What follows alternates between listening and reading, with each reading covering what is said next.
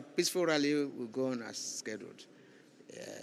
You know, even if we didn't have this problem and we decide to hold a rally, we still hold our rallies. So this rally has been fixed for 2nd, and we'll go ahead to hold our rally. I don't know whether that 3,000 will be for Lagos.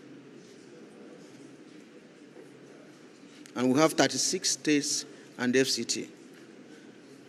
So if that is, because I have not listened to it, if that is the situation, 3,000 buses, you know, and that even will not go to rural areas.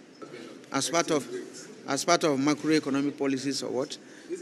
By the time you have a single market and then you are not having anything that has comparative advantage, you are even energy is import driven. And then how are you going to control it? How are you going to control somebody that exchange dollar at the extent of maybe 900? Are you going to tell him to sell at below the price? How are you going to tell even NEPA today, with the cost of production, not to increase tariff? You know, even corn in the villages that was sold at 18,000 by February, now is about 56,000. How are you going to control it? How you control the woman that goes from the house and transportation increase 3 times to reduce the cost of Gary? So we need to, you know, understand all those things, probably because we have not listened to Mr. President's speech. By the time we listen to it, we understand, you know, where that is going to. But it's important that you have mentioned this, you know, for us to equally tell you how we have. And we're talking of practical economics. You know, unless you tell us the issue of checking the production and then the refineries working, producing locally, the CNG option, taken care of, which will bring down cost of transportation. By the time you do all these things, you know, you can gradually see, you know, then what is the cost, purchasing power of the worker? Can a worker still go to work?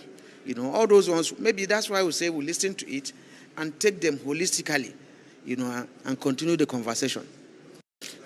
Well, that one is simple. The NSC have been in the barricade for years. Our protests cannot, because I don't know of any number of people that are more than us that will come there and hijack our protests. Unless somebody is going to instigate that. You know, the NLC rallies and protests have never in the history been hijacked. But this language, each time we want to protest, that's the language we hear, that our protests will be hijacked. Now, when you have an information, you know, as a security personnel, police, DSS, whatever, it's their duty to provide security for us, to make sure that it's not hijacked. And that's the duty of the Nigerian police and the DSS. You know, and I hope that in this particular instance, they will provide security for us so that this protest will be peaceful, you know, in the light of what is happening. But I think the dividends are coming up with maybe some of the Mr. President's promises, you know, because you have lived in this country where promises are not translated to reality. So, but we hope, you know, that things will change.